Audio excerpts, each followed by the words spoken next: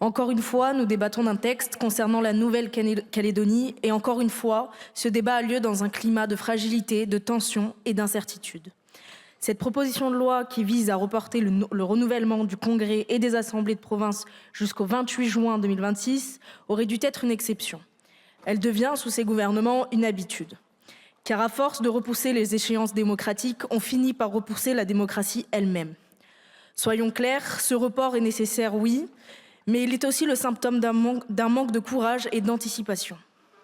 Les émeutes de mai et juin 2024 ont plongé la Nouvelle-Calédonie dans le chaos.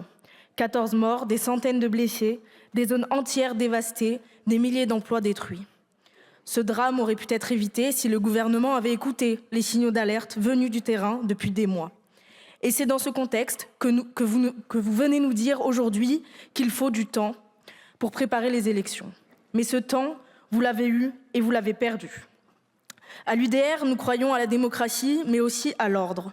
Et nous savons qu'un scrutin organisé dans la précipitation serait dangereux pour la paix civile. La priorité aujourd'hui, c'est d'éviter la rechute, de reconstruire la confiance et de permettre à l'accord de Bougival signé en 2025 de produire ses effets. Mais qu'on ne s'y trompe pas, ce vote n'est pas un chèque en blanc. Le gouvernement se cache derrière des motifs juridiques et des arguments techniques pour masquer la réalité politique. Vous n'avez aucune stratégie claire pour la Nouvelle-Calédonie, aucune vision à long terme, aucune cohérence et aucune autorité. Depuis 10 ans, votre majorité pratique une politique du « en même temps » calédonien. En même temps, on parle d'apaisement et en même temps, on recule devant les émeutiers.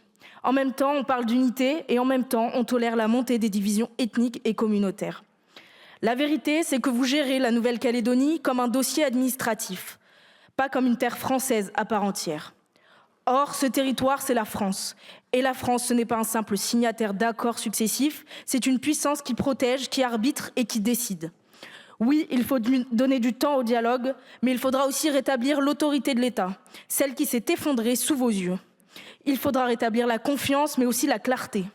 La Nouvelle-Calédonie a choisi la France 3 fois. Il est temps que la France choisisse clairement la Nouvelle-Calédonie. Nous ne voulons plus d'un territoire suspendu, ni d'une démocratie différée. Ce texte doit être le report, celui de la raison et non pas de la peur. Alors oui, le groupe UDR votera cette proposition parce que nous croyons à la stabilité, mais nous le ferons en appelant le gouvernement à sortir enfin de la gestion pour redevenir une nation qui gouverne.